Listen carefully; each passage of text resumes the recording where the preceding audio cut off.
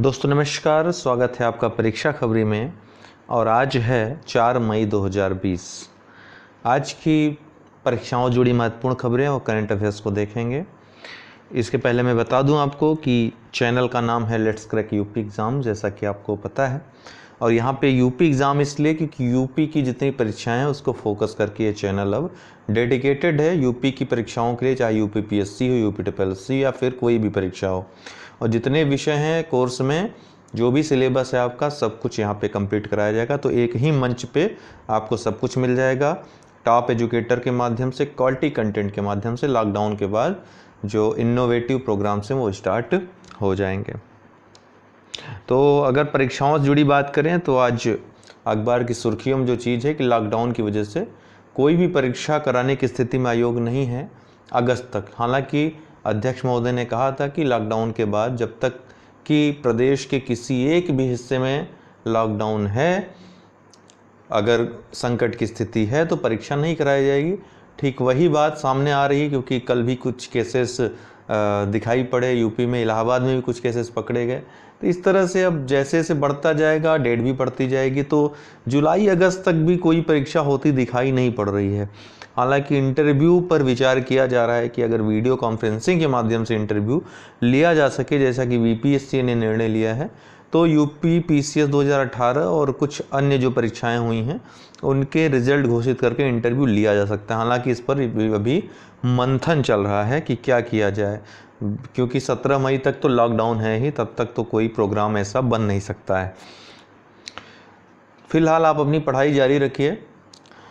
पढ़ाई नहीं करेंगे क्योंकि तो लॉकडाउन के बाद कभी भी एग्ज़ाम डेट घोषित हो जाएगा और इतनी परीक्षाएं हैं, सब एक साथ ही पढ़ेंगे। आप देख लीजिएगा, आपको सांस लेने की फुर्सत नहीं मिलेगी। इसलिए अभी से पढ़ाई करें ताकि टेंशन मुक्त रहें।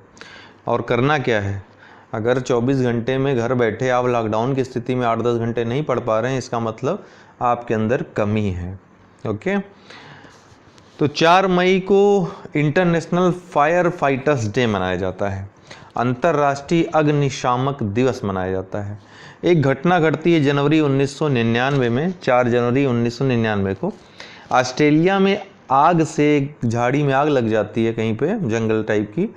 वहाँ पर 5 अग्निशामकों की इससे जूझते हुए मृत्यु हो जाती है।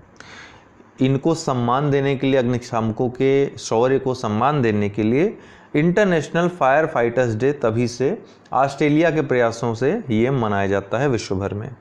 इस संदर्भ में नीले और लाल कलर के रिबन का प्रयोग किया जाता है। लाल कलर जहाँ पे आग को दर्शाता है, आग की भयावहता को दर्शाता है, खतरे का सूचक है, वहीं नीला कलर ये जल का सूचक है जो कि आग बुझाने का कार्य करता है। तो अगर पूछा जाए, वैसे भी फायर ब्रिगेड का आप देखे होंगे नीला लाल कलर होता है, तो उसका जो अर्थ होता है, उसके अंदर अंतर्निहित जो अर्थ होता है यही होता है। लाल कलर आग का सूचक होता है, नीला कलर जल का सूचक होता है। ये कई बार इंटरव्यू में भी पूछ लिया जाता है। तो ये सब चीज़ें बहुत व्यवहारिक चीज़ें हैं, आप इसको जानते रहिए। 3 मई को, जैसा कि मैंने बताया था कि कल विश्व प्रेस फ्रीडम दिवस था। इसकी theme journalism without fear and favour पूछ सकता है। थीम आजकल बहुत पूछ रहा है, खासकर यूपी पीसीएस की परीक्षा में। तो थीम इसकी क्या थी? Journalism without fear and favour. हमने आपको बताया कि द रिपोर्ट्स विदाउट बॉर्डर ने जो रिपोर्ट पेश की है, वर्ल्ड प्रेस फ्रीडम इंडेक्स, जो उसने इस बार इंडेक्स जो 2020 का जारी किया है, उसमें नॉर्वे लगातार चौथी बार पहले स्थान पे रहा। वहीं भारत जो है 180 देशों में भारत का जो स्थान रहा, इस बार 142वां रहा। पिछले वर्ष भारत 140वें स्थान पे था, तो 2 स्थान का यहाँ पे गिरावट नज़र आया। हालांकि पूरे एशिया के देशों में ही बिग गिरावट नज़र आई है। चाइना तो बहुत ज़्यादा नीचे है, होना भी चाहिए, ऐसा है ही, वहाँ लोकतंत्र तो है नहीं, तो प्रेस को वहाँ इतनी फ्रीडम है नहीं। 177वां देश है। अगर ज़्यादा इतना प्रभाव ना होता वैश्विक संस्थाओं पे चाइना का, हो सकता है 180वें पे होता। तो उत्तर कोरिया, नॉर्थ कोरिया जो है वो 180वें पे है, सबसे निचला पायदान है उसका। कश्मीरी केसर, गोरखपुरी टेराकोटा और मणिपुरी चकहाओ, इन तीनों को जीआई, अभी जीआई टैग देने का जो दौर जारी है, तो हम जीआई टैग पे डेली आपको कुछ ना कुछ बताते हैं ताकि रट जाए। कल वाली वीडियो में परीक्षा खबरी में हम जितने को अभी तक जीआई टैग मिला है जो परीक्षाओं में पूछे जा सकते हैं उनकी पूरी लिस्ट दे देंगे। तो कश्मीरी केसर को, गोरखपुरी टेराकोटा को और मणिपुरी चकहाओ जो कि काला चावल है, सुगंधित चावल है मणिपुर का, इन तीनों को जीआई टैग प्रदान किया गया है। हमने कल आपको बताया था कि भारत ने ट्रिप्स समझौते पर हस्ताक्षर किए हैं। ये ट्रिप्स समझौता है क्या दोस्तों? तो WTO का जो ट्रिप्स समझौता है 1994 में जो गैट की वार्ता होती है 8वें चक्र की, जिसको उरुग्वे चक्र भी बोला जाता है, उसमें जो है ट्रिप्स समझौता होता है। ये ट्रिप्स समझौता जो बौद्धिक संपदा अधिकार हैं उनके जो मानक हैं उनको तय करने के लिए ट्रिप्स समझौता हुआ है। इसके तहत 7 प्रकार के बौद्धिक संपदा अधिकार हैं उनको बौद्धिक संपदा अधिकार की श्रेणी में रखा गया है। 7 प्रकार के अधिकारों को, उसमें क्या क्या है? कॉपीराइट, ट्रेडमार्क, जीआई अर्थात भौगोलिक संकेतक, औद्योगिक डिजाइन, पेटेंट, आईसी डिजाइन और अप्रकाशित सूचना। ये 7 चीज़ें रट लीजिएगा, आपके मेंस में भी काम आएगी। इन 7 चीज़ों को माना गया है बौद्धिक संपदा अधिकार। अगर बौद्धिक संपदा अधिकार कोई चीज़ है, इसका अर्थ है कि वो किसी ने, जिसने सृजन किया है उस चीज़ का, चाहे वो समुदाय हो, देश हो, राज्य हो, क्षेत्र हो, उसको उसका लाभ मिलना चाहिए। संरक्षण एक प्रकार से प्रदान किया जाता है और कानूनी संरक्षण एक प्रकार का होता है। आप उसके खिलाफ जो है कानूनी एक्शन ले सकते हैं अगर कोई उसका दुरुपयोग करता है। साथ ही साथ आर्थिक विकास के लिए भी ये एक महत्वपूर्ण भूमिका निभाता है। ठीक है, तो भारत चूंकि जीआई जो ट्रिप्स समझौता है उस पर हस्ताक्षर करता है, तो इसने जो है इसी क्रम में जीआई एक्ट 1999 पारित किया। ठीक है, भौगोलिक संकेतक एक्ट 1999 जो कि 15 सितंबर 2003 से लागू हुआ और 2004 में दार्जिलिंग चाय को सबसे पहले जीआई टैग प्रदान किया गया। उसके बाद लगातार जो है सिलसिला जारी है। अभी हाल ही में इन तीनों को जीआई टैग प्रदान किया गया। ये जीआई टैग प्रदान करता कौन है? तो controller general of patents, design and trade market, जो जिसका कि मुख्यालय मुंबई में है, ये संस्था जो है इस जीआई एक्ट 1999 का भी नियमन करती है, अर्थात इसकी देख रेख करती है। और जो आपका जीआई टैग देने का काम है वो भी यही संस्था करती है, controller general of patents, design and trade market, जिसको संक्षिप्त रूप में भारतीय पेटेंट कार्यालय बोलते हैं। राष्ट्रीय पेटेंट कार्यालय, भारतीय पेटेंट कार्यालय भी बोलते हैं। मुंबई में स्थित है इसका मुख्यालय।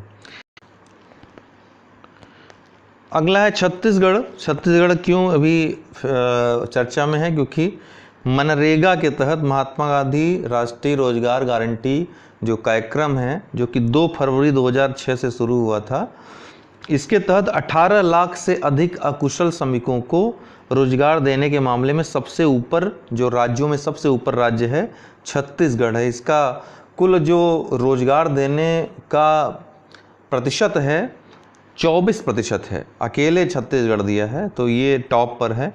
प्रश्न बन सकता है, याद रखिएगा। Shivaji in South Block, the unwritten history of a proud people. Mumbai, Maharashtra की जो सांस्कृतिक विरासत है, जो संस्कृति है, जो गौरवमयी इतिहास है, उसका गुणगान करने के लिए, बखान करने के लिए, उसको आधुनिक समय से जोड़ने के लिए एक पुस्तक, बहुत ही अद्भुत पुस्तक लिखी गई है। इसके लेखक जो हैं गिरीश कुबेर हैं, इन्होंने ये पुस्तक लिखी है। दोस्तों, मैं आपको बताना चाहता हूँ कि करंट अफेयर्स के साथ ही उन इनोवेटिव प्रोग्राम की मैं जो बात करता हूँ वो ये है कि जैसे मैं करंट अफेयर्स अभी आपको मैं बता रहा हूँ ये सब, तो इससे जुड़े कुछ मैं MCQs भी करा दिया करूँगा स्टूडियो जब हम स्टार्ट करेंगे तो लॉकडाउन के बाद। उससे क्या होगा कि उससे आपका कंप्लीट एक पैकेज तैयार होता चलेगा। आपको कुछ करने की आवश्यकता नहीं है, यही कंपाइल करके आपको PDF उपलब्ध करा देंगे और कुछ अन्यत्र आपको न तो मैगजीन की आवश्यकता पड़ेगी न किसी चीज़ की आवश्यकता पड़ेगी। काम की चीज़ें आपको टू द पॉइंट जो भी है परीक्षा के लिए वो मिलता रहेगा। फिलहाल लॉकडाउन में हमारे भी हाथ बंधे हुए हैं, क्या कर सकते हैं, तब तक इसी तरह चलाते हैं और बाद में करंट अफेयर्स का इनोवेटिव प्रोग्राम और अच्छे ढंग से आपके सामने आएगा। रात वाला वीडियो आप देखा मत भूला करिए, 8 बजे रात जो विज्ञान प्रौद्योगिकी का चल रहा है, अब पर्यावरण पारिस्थितिकी 2-3 दिन में स्टार्ट करेंगे। बहुत रोचक प्रोग्राम होगा, सब कुछ सारी जानकारी आपको इन्वायरमेंट इकोलॉजी के संदर्भ में जो कॉन्सेप्ट वगैरह सब क्लियर होगा। तो रात का 8 वाला वीडियो तो देखना मत भूला करिए, सामान्य अध्ययन का संपूर्ण कोर्स है वो। ठीक है दोस्तों, और अगर आपने लर्निंग ऐप अभी तक डाउनलोड न किया हो, अनअकैडमी लर्निंग ऐप, तो इसको डाउनलोड इंस्टॉल कर लें। यहाँ पर कोई भी विषय, किसी भी एजुकेटर को आप सर्च करेंगे, कोई टॉपिक सर्च करेंगे, आपको मिल जाएगा, आप आराम से पढ़ाई कर सकते हैं। या फिर चाहें तो सब्सक्रिप्शन लेकर के पढ़ाई कर सकते हैं। सब्सक्रिप्शन आपको 1 मंथ से लेकर के 2 साल तक के उपलब्ध हैं, अर्थात 1 महीने से लेकर आप 2 साल तक का एडमिशन ले सकते हैं। प्रशुल्क कुछ उसमें लगेगा, जो भी सब्सक्रिप्शन चार्जेस हैं देकर पढ़ सकते हैं। हमारा रेफरल कोड अगर आप यूज़ करते हैं, रेफरल कोड है UD10 मेरा, ये यूज़ करते हैं तो किसी भी कोर्स में आपको छूट मिल जाएगी। ठीक है, तो इसको अवश्य अगर आपको ज्वाइन करना है तो UD10 रेफरल कोड अवश्य यूज़ करिएगा। ठीक है ना। तो 12 महीने का कोर्स में जैसे 7,000 रुपये आपका लग रहा है, तो 24 महीने कोर्स में उसी कोर्स में 9100 रुपये लगेंगे। तो आपका 2 वर्ष का जो फ़ी रहेगी वो कम पड़ रही है, तो आप चाहें तो 2 साल के लिए सब्सक्रिप्शन ले सकते हैं, पढ़ सकते हैं आराम से, तब तक आपका सिलेक्शन भी हो जाएगा कहीं ना कहीं। ठीक है, तो UD10 आप याद रखिएगा रेफरल कोड। तो दोस्तों आज के लिए इतना ही, बहुत बहुत धन्यवाद।